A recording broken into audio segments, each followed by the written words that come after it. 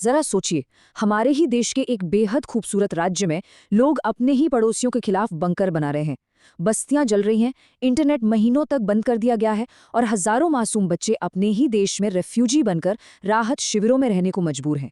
ये किसी Hollywood film का डार्क और डिस्टोपियन सीन नहीं है, ये आज के मणिपुर की असली जमीनी हकीकत है। एक ऐसा राज्य जिसे उसकी समृद्ध संस्कृति और शांति के लिए जाना जाता था, आज वो पूरी तरह से एक सिविल वॉर जैसी स्थिति में फंसा हुआ है। लेकिन ये सब अचानक कैसे हो गया? आज के इस एक्सप्लेनर में हम बिना किसी एजेंडा या प्रोपेगेंडा के सिर्फ और सिर्फ तथ्यों के आधार पर इस पूरे संकट की गहराई में जाएंगे। इस संकट की गंभीरता का अंदाजा आप सिर्फ इस एक आंकड़े से लगा सकते हैं। 60,000 से ज्यादा लोग। 60,000। ये सिर्फ एक नंबर नहीं है, ये वो परिवार हैं, वो बच्चे हैं जिन्हें रातों रात अपनी जान बचाने के लिए अपना घर, अपना सामान, अपना सब कुछ पीछे छोड़ के भागना पड़ा। और इससे भी ज्यादा भयानक और दिल दहला देने वाला आंकड़ा है ये। 250 से ज्यादा जानें जा चुकी हैं। एक लंबे और हिंसक संघर्ष ने इन लोगों की जान ले ली है। अब इन डरावने आंकड़ों को देखकर सबसे बड़ा सवाल यही उठता है कि एक शांत और मिलजुल कर रहने वाला राज्य रातों रात दो हिस्सों में कैसे बंट गया? कैसे पीढ़ियों से साथ रहने वाले लोग एक दूसरे के जानी दुश्मन बन गए? इस पूरे रहस्य को डिकोड करने के लिए हमें सबसे पहले वहां की जमीन और इतिहास को समझना होगा। तो चलिए सबसे पहले यहाँ के भूगोल और यहाँ रहने वाले समुदायों को थोड़ा करीब से समझते हैं। अगर आप मणिपुर के नक्शे को देखेंगे तो ये मुख्य रूप से दो हिस्सों में बटा हुआ है। पहला है घाटी यानी वैली एरिया और दूसरा है पहाड़ी यानी हिल एरिया। अब दिलचस्प बात यह है कि घाटी का क्षेत्र बहुत छोटा है, लेकिन राज्य की सबसे ज्यादा आबादी यहीं रहती है।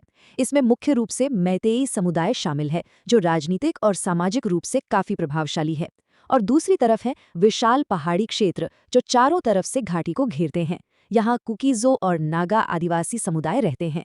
इस पूरे विवाद की सबसे बड़ी जड़ यही जियोग्राफिकल और डेमोग्राफिक बंटवारा है। अब आप सोचेंगे कि सिर्फ अलग अलग रहने से लड़ाई कैसे हो गई?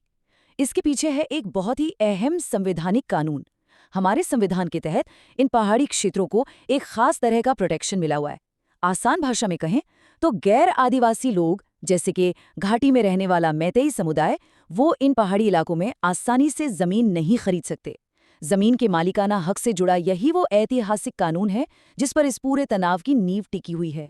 लेकिन दशकों तक ये सब ऐसे ही चल रहा था। फिर अचानक ऐसा क्या हुआ जिसने शांत जंगल में आग लगा दी? चलिए बात करते हैं उस असली चिंगारी की, एसटी स्टेटस का विवाद। यहाँ हमें बहुत ही न्यूट्रल होकर दोनों पक्षों को समझना होगा, क्योंकि दोनों ही अपने भविष्य को लेकर बहुत डरे हुए हैं। एक तरफ माइती समुदाय ने मांग की कि उन्हें शेड्यूल्ड ट्राइब यानी एसटी का दर्जा दिया जाए। उनका कहना था कि उन्हें अपनी संस्कृति बचाने, सरकारी नौकरियों और पहाड़ी जमीनों तक पहुंच के लिए ये दर्जा चाहिए। लेकिन जैसे ही ये मांग उठी, कुकी और बाकी आदिवासी समुदायों में पैनिक फैल गया। उन्हें डर था कि अगर बहुसंख्यक और पहले से ही शक्तिशाली मैतेई समुदाय को एसटी का दर्जा मिल गया तो आदिवासियों की जमीन छिन जाएगी और पूरा राजनीतिक संतुलन हमेशा के लिए बिगड़ जाएगा।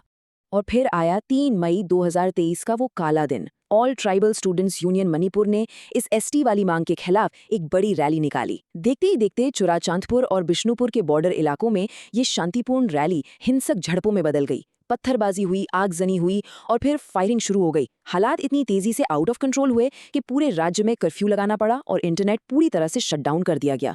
लेकिन ध्यान दीजिएगा, ये सिर्फ एक दिन के विरोध प्रदर्शन का नतीजा नहीं था। ये एक प्रेशर कुकर था जो दशकों से उबल रहा था। ऐतिहासिक जमीन के विवाद, पीढ़ियों पुराना अविश्वास और इसके साथ ही म्यांमार के बॉर्डर से जुड़ी चिंताएं। म्यांमार में चल रहे गृह युद्ध की वजह से जो शरणार्थी वहां से आ रहे थे और अवैध घुसपैठ का जो डर था, उसने इस बारूद के ढेर में सीधा आग लगाने का काम किया। और इसके बाद जो हुआ वो किसी को भी डराने के लिए काफी है। पुलिस की शस्त्रागारों से यानी पुलिस आर्मरी से हजारों हथियार दिन दहाड़े लूट लिए गए। लोगों ने अपनी सुरक्षा के लिए हथियारबंद लोकल मिलिशिया बना लिए। अपने ही मोहल्लों में रेत की बोरियों से बंकर बना लिए। जो इलाके कभी मिक्स्ड हुआ करते थे, जहां दोनों समुदाय साथ रहते थे, वो सिर्फ और सिर्फ जिंदा बचने की जद्दोजहद में पूरी तरह से दो हिस्सों में बंट गए।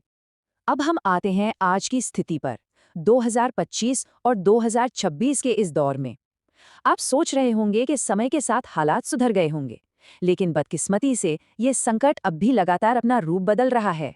चुनाव हुए, सरकारें चलीं, लेकिन जमीन पर गुस्सा आज भी उबल रहा है। हाल ही में हमने मैते महिलाओं द्वारा किया गया 5 दिन का पूरा राज्य बंद देखा। उससे भी ज्यादा हैरान करने वाली घटना बिष्णुपुर में हुई, जहां एक भयानक मिसाइल ब्लास्ट में एक बीएसएफ जवान के परिवार की जान चली गई। इसके बाद सड़कों पर इंडियन आर्मी गो बैक के नारे तक लगाए गए। ये चीजें साफ दिखाती हैं कि स्थिति कितनी ज्यादा अनस्टेबल है। और इसमें सबसे ज्यादा परेशान करने वाला अपडेट ये है कि ये आग अब और फैल रही है। अभी तक नगा समुदाय इस पूरे विवाद से खुद को काफी हद तक दूर रखे हुए था, लेकिन हाल ही में कथित कुकी उग्रवादियों की गोलीबारी में 2 नगा नागरिकों की मौत के बाद नगा समुदाय भी इस विरोध में उतर आया है। इस एक घटना ने पूरे क्राइसिस को एक नए और खतरनाक लेवल पर पहुंचा दिया है। तो इन सबके बीच सिस्टम क्या कर रहा था? केंद्र सरकार ने भारी संख्या में सिक्योरिटी फोर्सेस को वहां भेजा, लेकिन जमीनी स्तर पर कुकी समूहों ने राज्य सरकार पर साफ आरोप लगाया कि वो मैते समुदाय का पक्ष ले रही है। उधर मैते समूहों ने कहा कि हमारी सुरक्षा में कोताही बरती गई।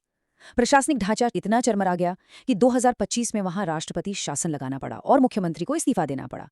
2026 में जाकर पहली बार शांति वार्ता की पहल शुरू हुई है, लेकिन भरोसा टूटने की वजह से रास्ता बहुत कठिन है।